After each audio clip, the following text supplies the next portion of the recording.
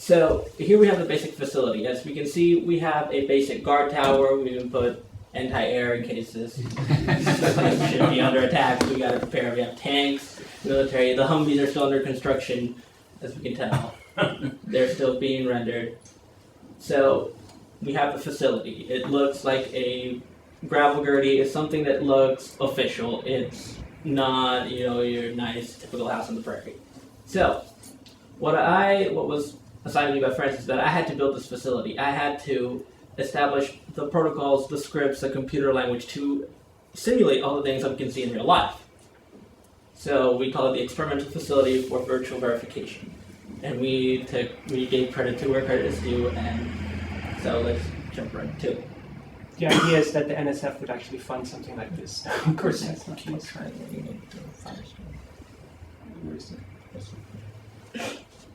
So this door, like here, we have these sliding doors. Let's start as a facility. As the inspecting party, as the students walk in, they really don't know what the facility looks like. Here we have a security guard, equipment entrance.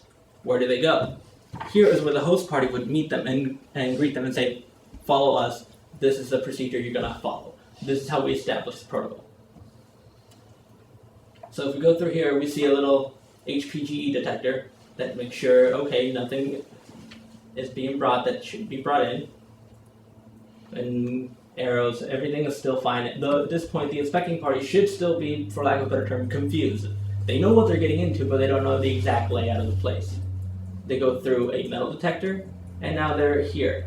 While this place is still under construction, this is where they would go into coveralls. They would start wearing radiation, the footwear to make sure that they don't contaminate anything, make sure they don't carry out anything in the facility. All personal belongings should be scanned here, dropped off here. At least that's what the protocol that we have in mind. This may say, hey, they can bring in their iPods, phones, whatever, take pictures. That's up to them to decide. So from here on out is what's going on over here. We have a lab, but I'll get to that in a minute. If we go this way to the other door, the host party will then lead them to a conference room where they can be debriefed. Like, what is going on here? We ask them to sit down.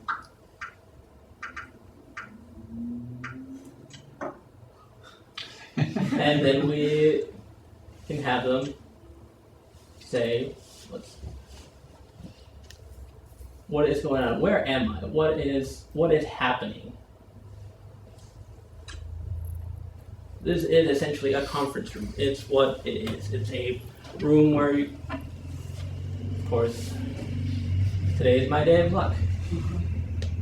Well, here what we have is I have a presentation that shows the layout of the facility. We have a conference room, which is where we are right now. So what happens next? If we look at the layout of the facility, we have that, the way we have it laid out is we have a conference room, a kitchen, where, and by kitchen we mean a sink or a coffee pot, where the inspecting party and the host party are going to meet and exactly outline what it is that they're going to do that day. What protocol are they trying to go through? What are they going to do? They can interact and continue negotiations, any last minute communications that need to happen between both parties. Both parties can go into here. And as I established, we walked in through here, go through security in the change room, and now we're in the conference room.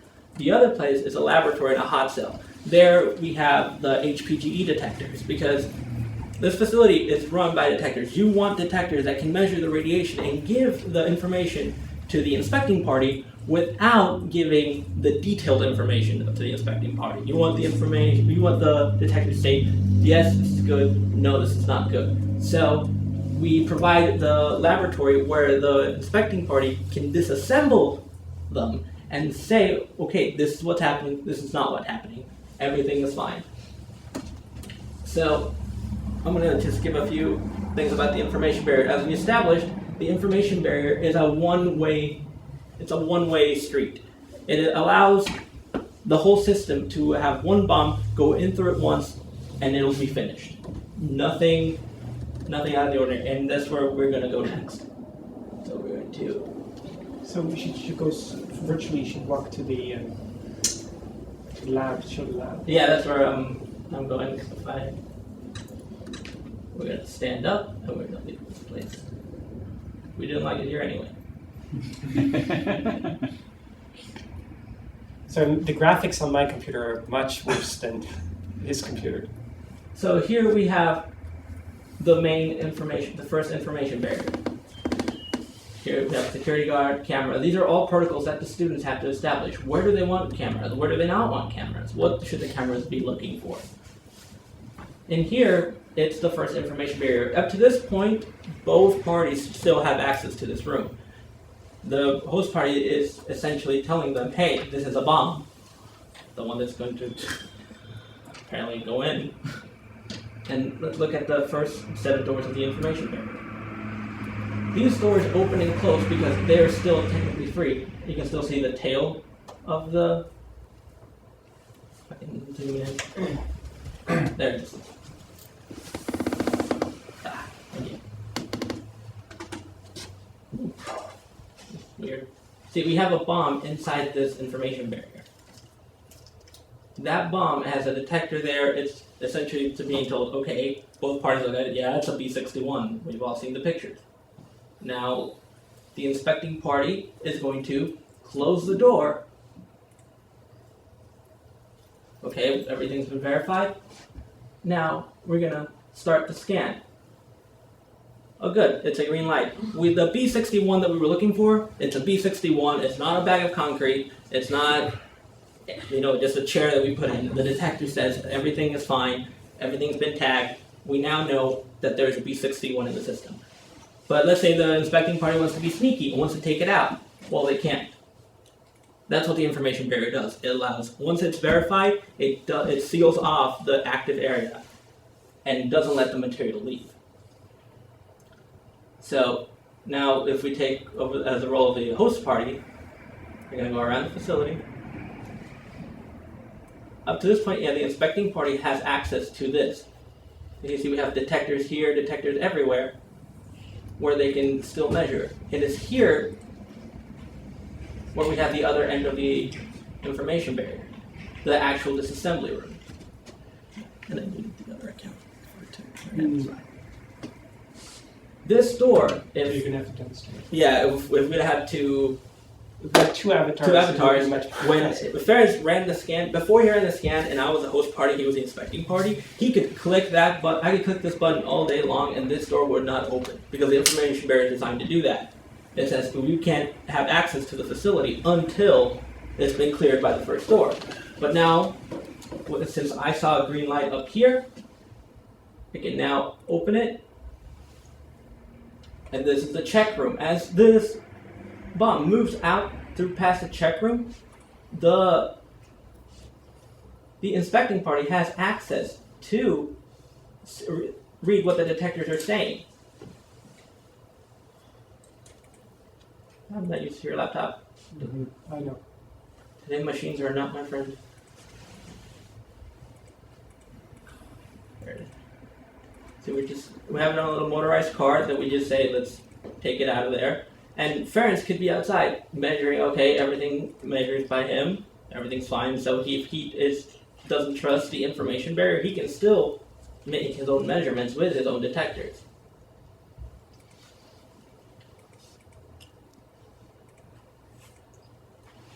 Same thing with that because it doesn't have the exposition code.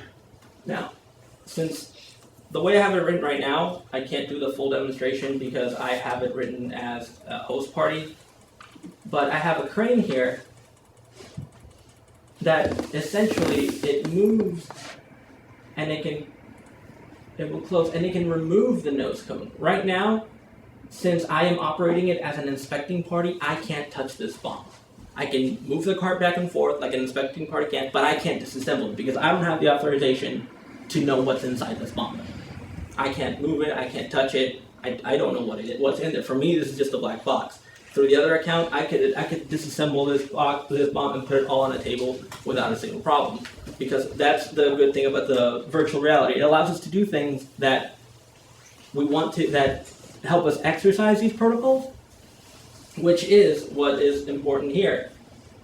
Once we can remove the nose, the tail, and the students have to determine what exactly, what disassembly protocol do they want to follow. Do they want to stick to the Department of Energy 97 protocol for the B-61, Or do they want to start with the tail first? Do they want to take out, just grab a hammer and a screwdriver and go to town on it? So can we go to the other? Yeah, that's where I'm going to go. Okay, we have this facility here. And this is the other room. Here is the other active area. Once the bomb is assembled, you actually have to disassemble the physics package, which is what happens here. This is under a gravel girdie. And here we have a little simulated pit. We have a presentation screen. We're under this region. Now, we have the two information barriers that Ferenc's talking about, which are the exit information barriers. Do you want to have one at the end which says, hey, this was a pit all along, everything's fine? Or do you want to have like, oh, hey, we went through all this process and it turns out that this pit is nothing but styrofoam. Like, what happened here? It's all up to the students to determine what they want to do. How do they want to disassemble? How do they want to verify this? Because if they measure with one pit, what if the pit is different? What if this wasn't a B61? What if this wasn't what they were expecting? So how do you verify this is what this whole system is designed to do. And once, right now I have it set up here that, okay, that's a pit. Let's close the door. Again, we're going to start the scan. Oh, hey, that's the pit we were expecting. Turns out the host party wasn't lying. I wasn't lying. The inspecting party on the other end sees a green light, says, okay, they loaded the pit. We don't know what's in the box. So now I want to open the door because, oh, hey, I want to modify that because I want to do an old switcheroo and take the pit back and put it in a bag of concrete. I can't do that because once it's gone through the verification process, it can't be modified. And so then it goes to the destruction. Yeah, then it's taken out of the facility. So essentially, this whole process is just the basic tools for a verification protocol. The students will have to determine how do they want to use these tools, how do they want to use the information barriers, what do they want to see, what do they want to tell the inspecting party, how are they going to negotiate these protocols. The facility is mostly here, it's still under construction, so how are they going to do it? That is what this virtual world is designed to do. It's a sandbox for us to essentially modify and do whatever it is that we want and whatever it is that the students want. So yeah, but can you show the lab area too? Oh yeah, sorry, I forgot about the lab area. That's the information barrier. We don't want to go out with the high explosives. That would be bad.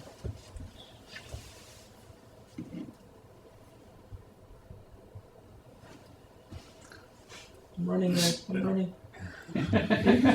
Yeah, the whole open world, while it might not look so impressive graphic-wise, it is a sandbox where you can build whatever it is that you dream of, even a verification protocol. For example, here, one of the things that the students might want to look at, we have a few fume hoods, a hot cell, several cabinets for tools. Now, here, we have all these HPGE detectors, which was the protocol we wanted to establish. If the host party says, here's 10 HPGE detectors, which one do you want to put in the information barrier? It adds that degree of randomness to the facility. It adds that degree of randomness to the protocol, so that the host party can't modify or can't lie to the inspecting party. The inspecting party says, I want that HPGE detector. Even if the host party decides to modify one of them, the inspecting party will grab one and will put it in the information barrier and grab a second one and completely disassemble it to make sure that this is actually an HPGE detector. So what this essentially does is it makes it extremely hard for the host party to want to change up the detectors, to lie to the inspecting party, and makes that point null. Okay, I think we have to end here. We'll take questions. Okay.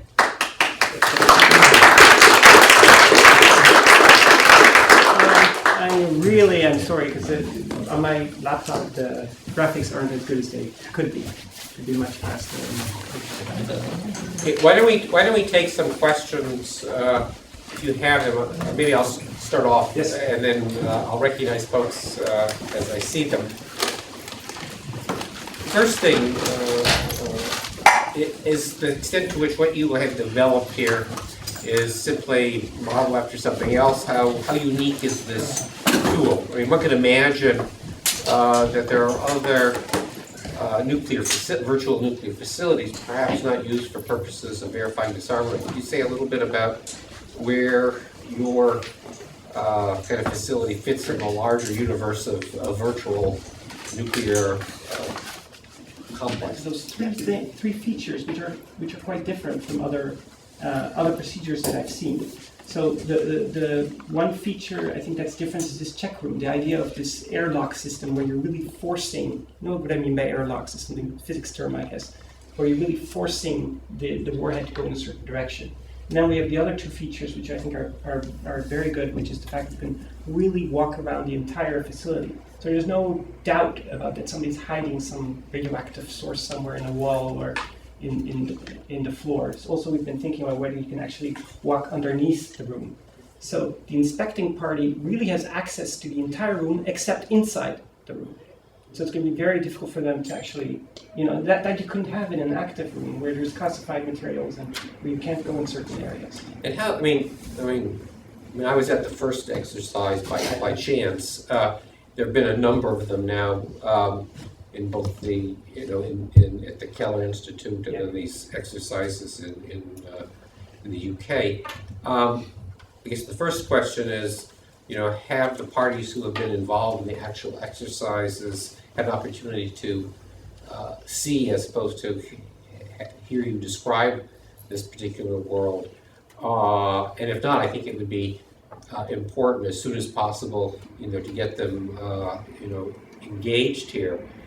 I guess another question would be, to what extent are you planning to discuss, with Uli and Win Bowen and others, lessons that they've learned, from the actual exercises which can be introduced into your course? And then just something to suggest to you. It so happens that the principal British ambassador for disarmament matters, Joe Adamson, up until a year ago, is now spending this year at Harvard at this executive master's degree program. We kind of talked at one of the recent NPT meetings about her possibly coming out here.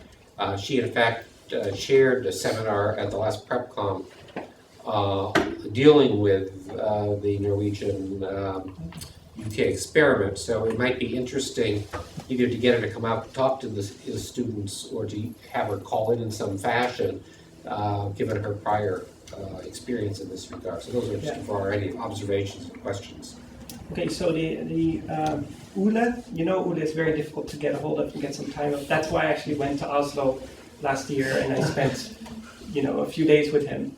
And he shared with me a lot of very useful information, but it's a year old. So one of the things that he shared with me was this idea of having random detectors that you choose randomly that Servando was describing, which I think is a very good idea. There are some others as well. And some of them I've implemented in here and some of them I've not. I would definitely follow up. Right. One observation and one question for you. So the observation is I'm just really excited to see this put together, and I think you got the emphasis exactly right, which is it's emphasis really on protocol and procedure, and the virtual world becomes just like it does in the physical space. That's just part of the environment. So what you're focusing on is the thinking aspect of it, not the game or the geekos in it. I think that's really exciting. It's decisions that they make. Exactly. I'm really happy to see that. So then my question is, in moving this out of the dismantlement field into something that I'm more familiar with, which is on-site inspection.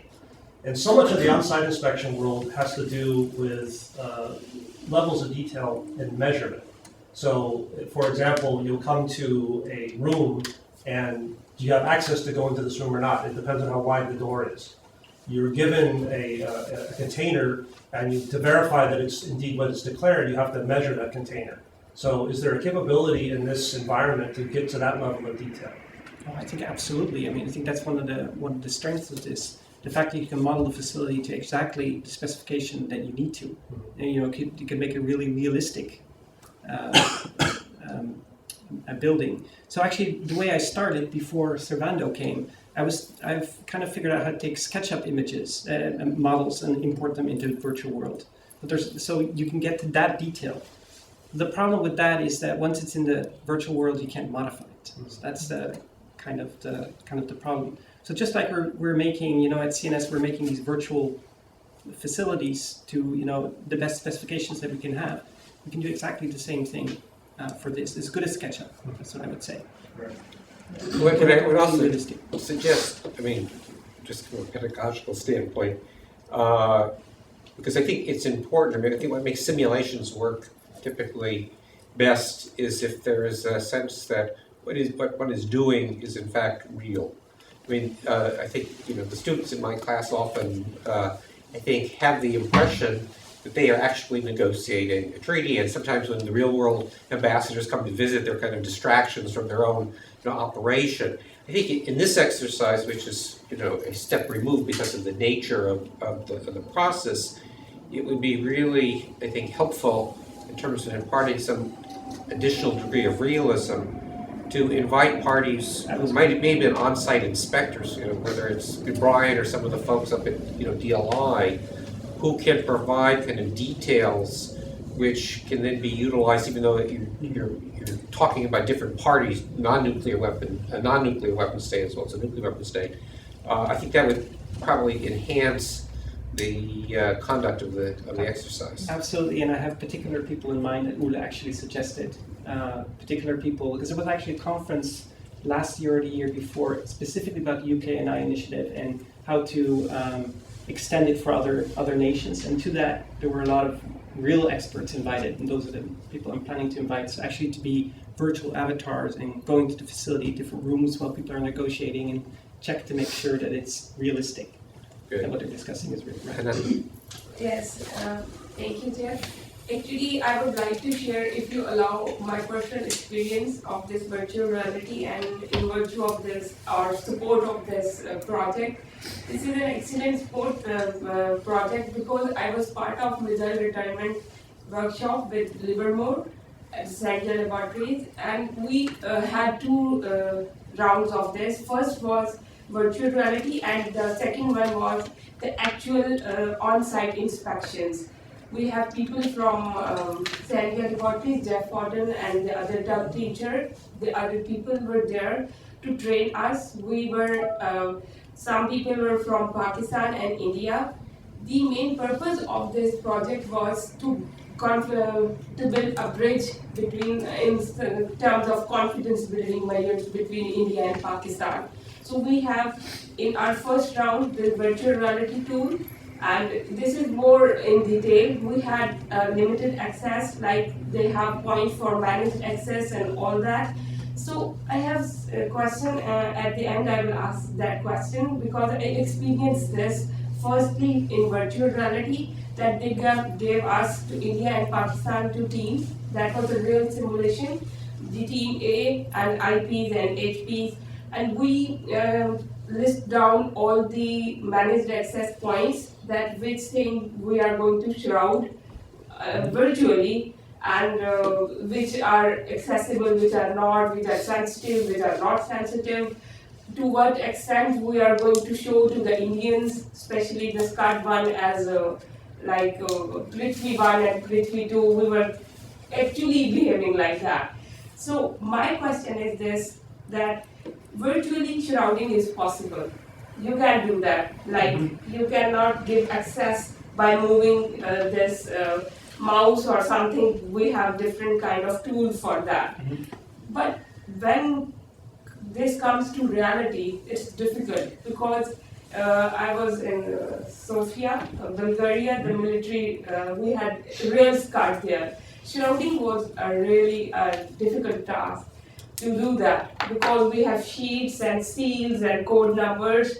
So my direct question is the transparency point, that how you will give access to the next party for confidence building measures, like threshold of fissile material, the term which we use, that how much is the threshold you can have it in the missile after retirement or when they are not in use. So my question is the surrounding point and the transparency levels, and obviously it will lead to confidence building measures between two parties or between the inspection team, IP team and the HP team. I think one of the real strengths of this idea of this virtual facility is the fact that you don't need to do shrouding. That's really why why this is really there. It's not like a classified facility where you have to worry about, are the inspectors walking in an area where they're not supposed to go? You have the whole procedure in mind, and you're designing the facility around the procedure. And you design it also to be, it's not a large facility, it's specifically dedicated to that, for that purpose. Because it was too much a risk that they were taking. And that's because it's an active facility, so they can't do it. So in something like this, whose sole purpose is just for verification, I think a lot of these problems would go away. But I want the students to think through about what this procedure should actually be like, to make sure you take really full advantage of the fact that you have this virtual facility, and that you can design it any way you want to. Tom? Thanks. My question was just within the class, how is it practically going to work as far as negotiations, discussions of the protocol? Are we actually going to sit all virtually around the table, or are we going to physically sit around the table? No. You're not even going to know who your team members are in real life, right? You have a virtual identity. So you're going to be in world, sitting around a room like this, and discussing with PowerPoints. You can still have that, just as we try to show here, with paper, communicate through email, through chat, whatever. But it's going to be like that. It's not going to be that you're sitting in the real world. But that's for both teams. Even separate. So there's no internal face-to-face either? No. Okay, No, so- internal to the teams, yes. Okay, well, okay. But not to team is by letter. That's the way Right, the way it's done in but the UPNI. intra-team deliberations are in person? Yes, not in person, in world. In world, okay. Oh, so everything happens in the virtual world, Yes. even between members of the same team? Yes, absolutely, because you don't know the identity. You don't know who they are. But I'm trying to understand that, because, in a real world, negotiations, you certainly would have face-to-face, you would know the members of your own team. What is the logic? No, you know you know the avatars, and you build the strength of this is you're developing the relationships in world, rather than the luggage that what So you're in bringing. principle, there's no reason why this couldn't, if we had a protocol with King's College or with University of Oslo, there's no reason why this course couldn't be conducted Completely virtually. completely virtually. Yeah, that's the point. Uh-huh. Yes, Laura? Yes, I'm wondering about how do you bring knowledge in this field to real world where they need to learn maybe a little more about the bombs or anything, where they need knowledge, how does that get, I don't know, how does that become part of the world? Sorry, I did not. Background knowledge to students. Oh, the background knowledge, yes. So that's why the lectures are there. So you're going to get a lot of scaffolding at the beginning. So there's going to be the out of world, which is actually the first part where there's going to be a series of lectures. These are lectures similar that I gave before for the nuclear 2D verification course that I taught with Dr. Patricia Lewis. So there's going to be a lot of preparation before they actually do the in-world exercise. Other questions? Please, Melissa. Will the students modify the facility as they need to, or will Absolutely. it all go through you? Yeah, this is one thing that we've been thinking about. Is the facility is as it is, but we are okay if the students come up with a better idea, which is very possible, to change how where the cameras are, these kinds of things, more cosmetic things. But I would like to say that the facility is as it is, with perimeter access and the check rooms and so. But there will be things that the students can modify, because that's I think the strength of this procedure, that you can really change everything. I managed to log in as the host party. I was saying to limit the access of what the host party, the inspecting party can and cannot do. Here, it will allow me to actually remove the nose cone because I am a host party. using this crane, I can physically remove part of the bomb. That's something as an inspecting party I can do. Well, yes, you could say this takes away the realism. I actually say this modifies the realism and it augments it. You are an inspecting party. You now know your role and you now know who has access to this. Because again, we're considering that both of these teams are acting in good faith. Yes, I think Stephanie didn't jump over. One question was, are you deciding ahead of time what exactly the makeup's gonna be of each team? I mean, or is that also up to the students? Like, is there a discussion about what types of individuals are going to, not necessarily the individuals, but like what virtual avatars individuals are gonna be? Yes, that's going to be part of the process. I think how many inspectors do you need and that kind of stuff. Yes. And do you know if they're doing anything like this in some of the international organizations where they're actually doing on-site inspections? I mean, how much this type of work did, especially with the original UK Norwegian project, kind of. Well, there was a student. The, Of course, there was a student project, but besides that, I don't think so. But maybe. No, I mean the actual experiment involved, for the most part, I mean, they were government officials. Real people, real professionals. No, but it's interesting, like, and then something like this could be very useful, having, and knowing how much, like, a training program, for instance, that runs when they do on-site inspections, training. This would be a very interesting augmentation to that work. Yeah. Especially because you don't have to then get, some facility or that would be difficult, like you were saying, for the host countries who are letting their facilities be used for this type of training. Is something that's Right. right. What are the other applications that I've talked to people at CTBTO for is an on-site inspection, a real on-site inspection. Because the advantage is that you can have hundreds of avatars interacting, making decisions, doing the things that they need to do, and it really goes to full exercise. By the way, John's supposed to probably pop in late tomorrow afternoon. Oh. In case you want to. Please. What's the ideal number of students for either side? Well, I noticed that there's a lot of interest, right, and that's really, really great. I would say about 16 students. For both sides? No. Total. So eight on each side. Wow. I mean, as you can tell, this is very much experimental. Yes. I think particularly if it gets off to a good start, that we should think about inviting input and commentary from a number of national governments who have interests in this area. Right, and also Tamara, who's interested in this. No. I mean, I'm talking in-house. It's easy to do, but I think there are possible applications for both Norway and the UK.